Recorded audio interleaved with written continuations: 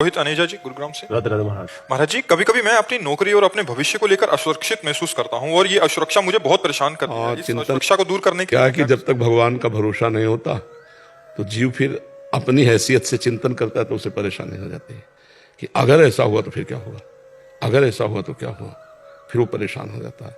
तो हमें लगता है कि भगवान का भरोसा कर लो कि अगर ऐसा हुआ तो भगवान कोई नया रास्ता निकाल देंगे। भरोसो दृढ़ इन चरणन पे हो। हमें भरोसा भगवान पर है।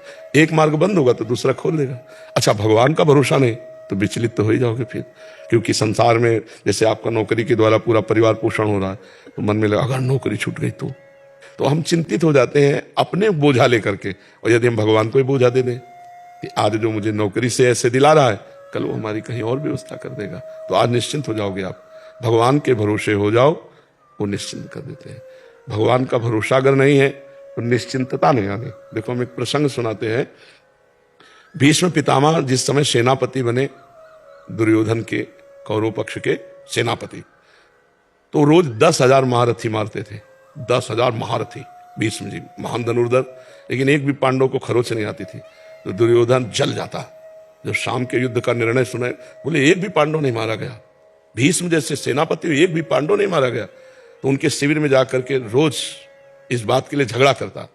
तो भीष्म जी भाव में आए तो 5 बाण निकाल के रख दिए और कहा कल मैं यदि जीवित रहा तो 5 पांडवों का वध निश्चित समझो। और उनको पता था कि मैं जीवित ही क्यों रहूंगा, जिनके रक्षा में भगवान है तो मैं समर्थ नहीं रह पाऊंगा कि पांडवों को मार दूं।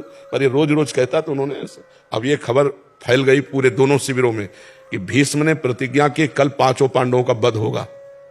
इतने में द्रौपदी जी आ गई। बोले प्रभु सुना? बोले हाँ सुना कि 5 पांडवों के वध का उन्होंने 5 बाण निकाल लिए। द्रौपदी जी का अच्छा अपने दासी के कपड़े लाओ। भगवान ने दासी के वस्त्र पहने। द्रौपदी से कहा आगे चलो भीष्म पितामह के शिविर की तरफ। पीछे दासी, आगे द्रौपदी। सब कोई समझ रहा है कि दुर्योधन अभी आशीर्वाद लेके गया है। 5 पांडव, तो किसी ने रोका ही नहीं, सीधे भीष्म जी के सामने गए। वो संध्या के समय जप कर रहे थे, जाकर प्रणाम किया पितामह। तो उनको भी यही बात समझ में आई कि दुर्योधन की पत्नी आई है। दुर्योधन की पत्नी आई क्योंकि दुर्योधन अभी गया कह करके। तो हम 5 पांडवों के वध का प्रण किया तो प्रसन्न होकर बताया होगा तो उसकी तो उनका सौभाग्यवती भाव। संध्या का समय था तो द्रौपदी जी ने हटाया और कहा कि आप प्रण करते हो सौभाग्य उजाड़ने का और आशीर्वाद देते हो सौभाग्यवती भाव का, हम क्या माने कि कौन सा भीष्म सत्य है, सौभाग्य उजाड़ने वाला या सौभाग्य देने वाला? भीष्म जी का माला छूट गया।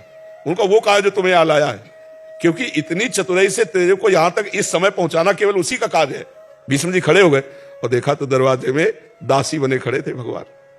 भीष्म जी ने जब देखा तो कहा बेटी तेरे सौभाग्य को कौन उजाड़ सकता है? हम जैसे सैकड़ों भीष्म तो भी नहीं उजाड़ सकते, जिसका रक्षक ये गोविंद तुम्हारे लिए दासी बन के आया है तुम्हारे पद। तब भगवान से कहा मेरा प्रण तो तुम तोड़ दिए, लेकिन तुम्हारा भी प्रण तोड़ूंगा कल।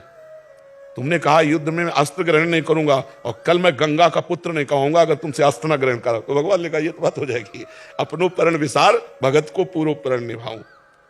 फिर भगवान से कहा कि प्रभु अगर जीवित रहा तो मैं बाण संधान करूंगा पांडवों के ऊपर। तो आप ये करना कि जो ही मैं युद्ध क्षेत्र में जाऊं कल तो सामने शिखंडी को खड़ा कर देना।